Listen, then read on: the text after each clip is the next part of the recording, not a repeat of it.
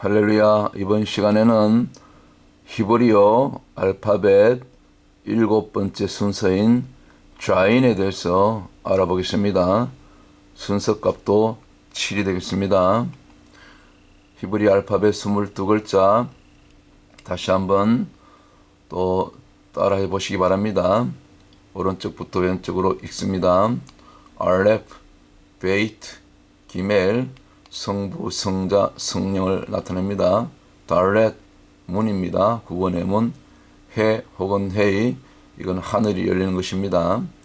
그 다음에 지난번 공부했던 와우 혹은 바브, 못입니다. 오늘 공부할 거 7번째 순서 숫자값도 7, 좌인이 되겠습니다. 그 다음에 헤트, 이거는 은혜, 울타리, 보호. 테트, 9번째 순서 9를 조심해야 된다 했지요. 마귀가 틈타는 순자고, 영적인 고비, 이거는 뱀, 마귀, 사탄, 뱀같이 생겼죠. 또아리를 들고, 그리고 강줄이, 또 어떤 때는 또 좋은 쪽으로 쓰일 때도 있어요. 그러나 주로 마귀, 사탄을 나타내는 히브리 알파벳이 테트가 되겠습니다. 그 다음에 10번째 요드, 이건 작은 자, 그 다음에 가장 작은 글자고 예수님의 손을 나타냅니다. 카프, 요거는 주발 엎어 놓은 모양 같죠. 옆으로 이렇게 눕히면은 카보드 같은 그런 단어에 쓰이고 하나님의 영광을 나타내는 글자입니다.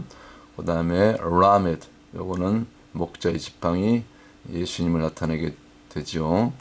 그리고 숫자 값은 30, 요셉이 30세 때 총리로 올라가게 되고 예수님도 30세 때 공생을 시작하게 되고 구약의 레위지파 회막 봉사자들도 30세부터 50세까지, 그러니까 30세가 됐을 때 비로소 봉사를 하게 되죠. 그런 의미가 있습니다.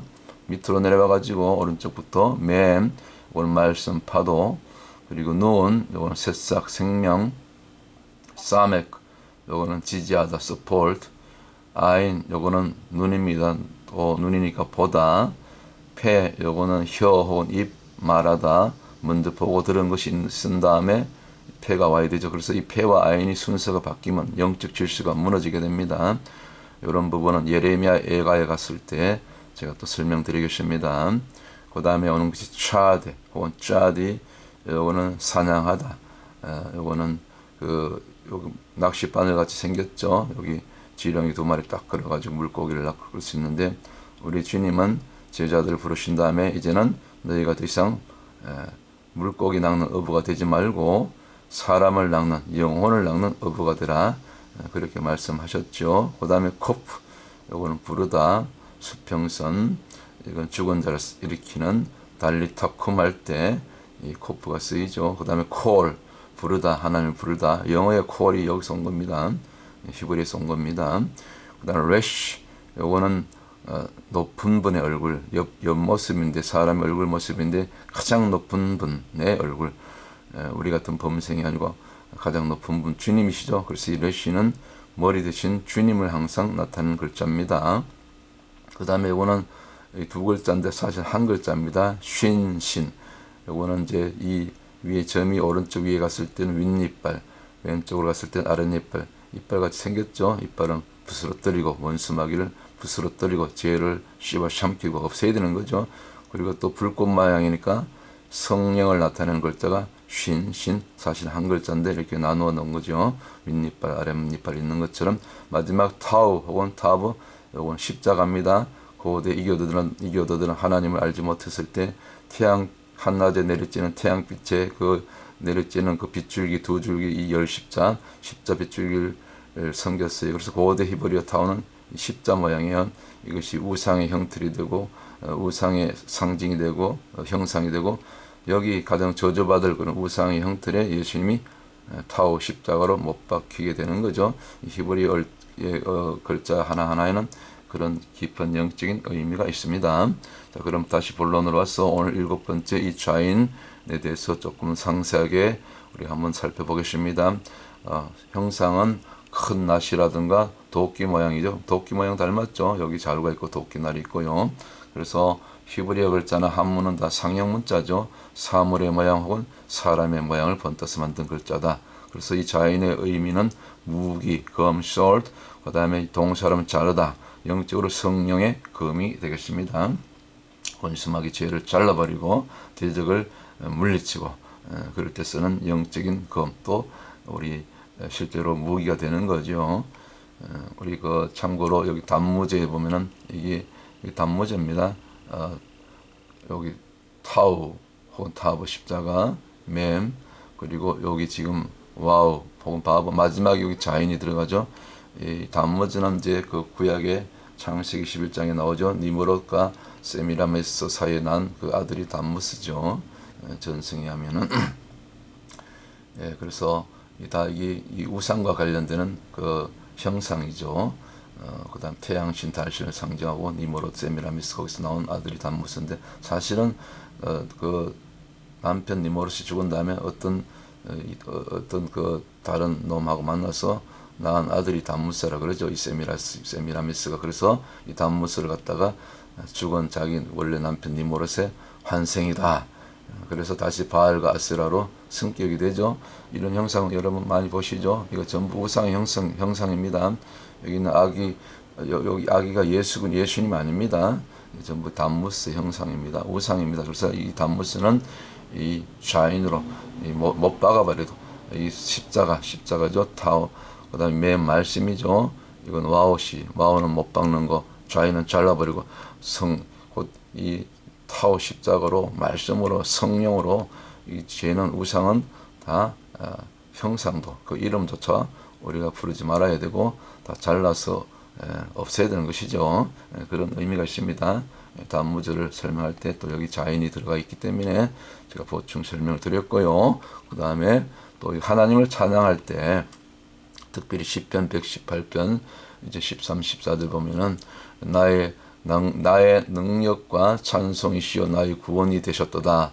이게 찬송할 때 하나님을 찬양하는 것이 찬양이 나의 능력이 되고 또 나의 구원이 된다는 그런 참 놀라운 말씀이 있습니다. 시편 118편에. 그래서 하나님을 찬양할 때 구약에 보면 그 사울에게 들어갔던 악신이 떠나갔죠. 다윗이 악기를 이렇게 켰을 때 그래서 정말 쓴물이 단물로 바뀌고 또 필요하면 물이 포도주로 바뀌는 그런 기적과 이사가 나타나죠. 그래서 이걸 갖다가 히브리 원문에 보면은 이 시편 118편 14절에 야훼 자마르, 여기 야훼 있죠. 유퇴와해 여기 자마르, 야훼 자마르. 그러니까 이게 야훼 이름을 부를 때, 야훼를 높일 때, 야훼를 찬양할 때 이런 역사들이 나타난다는 것입니다. 하나님의 능력, 하나님의 구원이 임하게 되는 거죠. 그래서 여기 자마르가 들어갔는데 뒤에 자인, 맴, 레시, 자마르죠. 이 히브리어 자마르의 뜻이 여기 보십시오. 찬양하다. 그 다음에 현악으로 연주하다. 다윗이 수금을 탈 때 사울에게 들어갔던 악신이 떠나간 것처럼 이때 능력이 나타나는 겁니다. 자, 자마르 단어 우리 기억하시기 바랍니다. 여기 자인이 들어가죠. 자인, 맴, 레시. 이런 놀란 찬송에도 능력이 있는 줄 믿습니다. 그 다음에 하나 더 말라기 4장 4절을 보면 이게 기억하다. 하나님 말씀을 율법을 기억하라는 말씀이 있는데 이 기억하라는 말이 히브리어로 단어로 자카라입니다. 여기 자인이 들어가죠. 자인, 요거는 카보드 할 때 카프, 그 다음 레시, 세 단어죠. 세 글자죠. 여기 자카르인데 자카르가 이제 그 기억하라 그런 뜻이 있습니다. 기억하라. 그리고 그 원어적으로는 이게 잘라버리는 거. 전도서 12장 1절에도 이 단어가 쓰이는데 기억하다, 마음에 새기다. 사실은 마음에 새긴다는 것은 우리 마음에 그 파서 말씀이 그 우리 신비에 새긴다 그러죠. 새길 때는 파잖아요. 파서 우리 신비에다가 이 말씀이 파서 새긴다는 그런 의미가 있습니다. 그래야 기억되는 거죠. 한번 눈으로 보고 한번 들었다고 기억됩니까? 우리 신비에 새겨질 정도로 이 자카르고 이 자의 도끼로 낫으로 새겨야 된다는 것이죠. 뭐 칼이라고도 볼 수 있죠. 그때 이 말씀이 우리 가운데 살아있는 말씀으로, 영의 말씀으로, 레마의 말씀으로 기억되는 거죠. 그래서 이 자카르의 뜻이 기억하다, 마음에 새기다, 그리고 권념하다, 주의를 기울이다. 뭐 주의를 기울일 정도가 아니라 이 말씀대로 살아내야 되는 거죠. 순종하면서. 참고로 그래서 이 이스라엘 백성들은 이 하나님의 율법을 기억하기 위해서 그 하가를 했답니다. 늘 하가. 이 하가가 이제 여기 왼쪽 아래 보면 해, 그다음 기멜, 또 해가 두 번 나오죠. 여기 하가인데 뜻이 이 중얼거리다. 이 소리 내서 웅얼웅얼하면서 소리를 내서 그냥 마음으로 그 마음 속으로만 하는 것이 아니라 실제로 소리를 내서 이 말씀을 이제 얼조리는 겁니다. 암송하는 겁니다. 작은 소리로 혼자 길을 가면서도 뭐 혼자 또 이렇게 앉아 있으면서 누워 있을 때나 길을 갈 때나 작은 소리로 얼조리다. 즉 소리 내서 이 여호와의 말씀을 율법을 암송하는 것. 이것이 하가라는 것입니다. 그래서 우리가 하나님 말씀 한 절 외워도 한두 번 외워도 안 되죠. 수십 번, 수백 번 계속 반복할 때 그 말씀이 우리 심령에 그때 자카로로 이 신비에 기억되게 되죠. 그런 노력이 필요한 겁니다. 그래서 특별히 하가로 소리내서 히브리 하가 소리내서 읊조리는 것, 자꾸 말씀을 소리내서 암송할 때 이것이 결국 내 속에 여러분의 그 인생의 영의 그 양식이 되는 거죠. 그래서 내 말이 영이요 생명이라. 요한복음 6장 63절에 그런 말씀이 있는 것처럼 그럴 때 이 말씀이 저와 여러분의 영이 되고 양식이 되고 생명이 되는 줄 믿습니다. 그래서 이 성령님, 이 자인은 곧 이 모든 죄와 대적을 원수를 이 말씀의 검으로 잘라버렸을 때 이것이 그때 성령이 나타나게 되는 거죠. 그래서 에베소서 6장 17절에도 곧 성령의 검, 곧 하나님의 말씀을 가지라. 아까 가진다는 것은 이 하가로 우리 마음속에 심령에 새기는 것입니다. 신비에 새기는 것입니다. 그냥 성경 기록 문자로 새기는 것이 아니라 이것이 내 것이 되려면 여러분 신비에 새겨져야 되는 거죠. 이 말씀이 우리 신비예요. 신비로 자카로로 옮겨야 되는 거죠. 하가로 기억돼야 되는 거죠. 소리내서 암송하면서. 그래서 이 말씀이 우리 안에 속에 있으면 그 속에 있으면 이것이 이 말로 입술로 또는 또 찬양의 그 곡조로 드러나게 되죠. 그래서 이 소리가 중요합니다. 우리가 예수님 입을 대신해서 요한계시록 19장 10절에 보면 예수 그리스도의 그 말씀은 대언의 영이라 하십니다. 예수 그리스도의 그 영은 대언의 영, 말씀은 대언의 영이라 하십니다. 그래서 그런 말씀이 있는 것처럼 우리가 이 말씀을 소리내서 대언할 때 이런 이 성령의 검 곧 원수마귀를 소멸하는 그런 죄악을 이렇게 진멸하고 영적인 승리를 거둘 수 있는 그런 역사가 나타나게 되는 거죠. 그래서 우리가 자꾸 말씀을 대언해야 되는 것입니다. 요한계시록 19장 보면 10절에도 나오잖아요. 예수의 증거, 제가 그 말이 금방 생각이 안 났는데 이거 예수의 증거, 곧 증거는 선포하는 거죠. 증거하는 거죠. 외치는 거죠. 예수의 증거는 대언의 영이라 했습니다. 이 말씀 우리 가운데 심령에 새겨졌을 때 그 말씀이 살아서 이렇게 대언의 영으로 나타나게 되는 거죠. 성령의 검으로 역사하게 되는 거죠. 그래서 마지막 오늘 결론, 이 자인은 특별히 그 시편 149편 6절에 보면 우리가 전체적인 그 시편 149편은 찬양에 대한 그런 그 내용인데 우리가 여러분이 입술을 벌려서 크게 부르짖고 손을 들고 여호와를 높이며 이렇게 찬양할 때 그 찬양에 하는 입술이 그 말이 여러분이 그 찬양의 소리가 외헤레 피피오토, 이 히브리 원어를 보면 이 외헤레 피피오토거든. 여기 위에가 외헤렙이고 아래 여기 단어가 피피오토인데 이게 좌우의 양날신 검을 뜻합니다. 이 말씀이 이제 시편 정확하게는 시편 149편 6절인데 특별히 그래서 이 찬양이 너무나 중요합니다.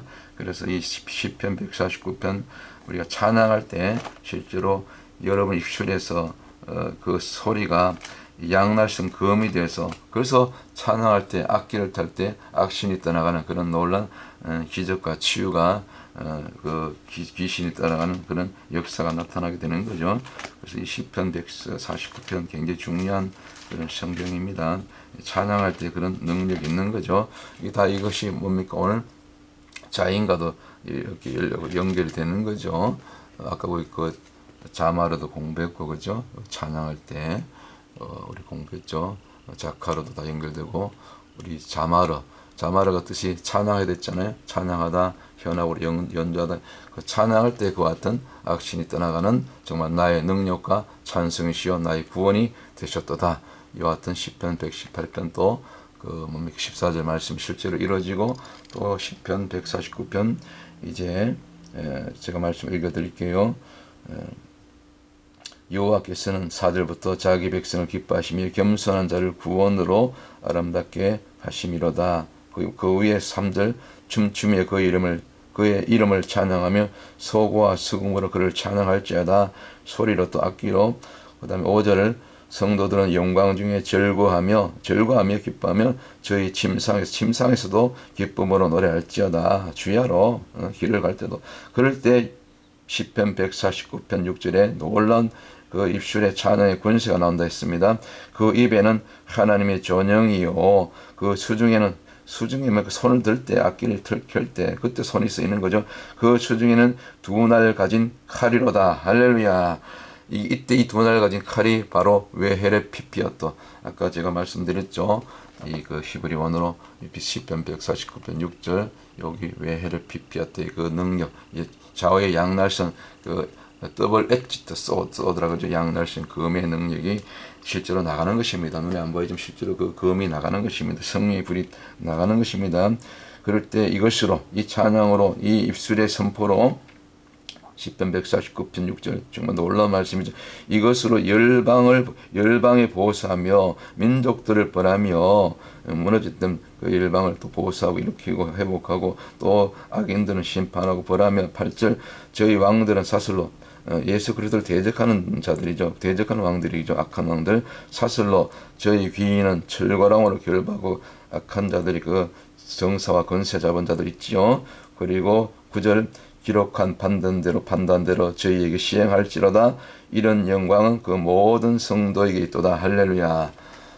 그 영광이 열방의 악한 대적자들, 왕들을, 귀인들을 악한 쪽으로 쓰임받는 그런 열방의 그 정세, 공중못에 잡은 그 영들의 영을 받은 하수인들, 정사와 권세 잡은 자들 실제로 다스릴 수 있는 권세가 바로 입술에 있다. 이 말씀을 선포할 때, 악기를 펼 때, 찬양할 때, 예배할 때, 이와 같은 외헬을 피피할 때의 놀란 우리 좌우의 입술에 양날선 그런 성령의 금이 불금이 나가는 그런 능력의 역사가 있게 될 줄 믿습니다. 할렐루야.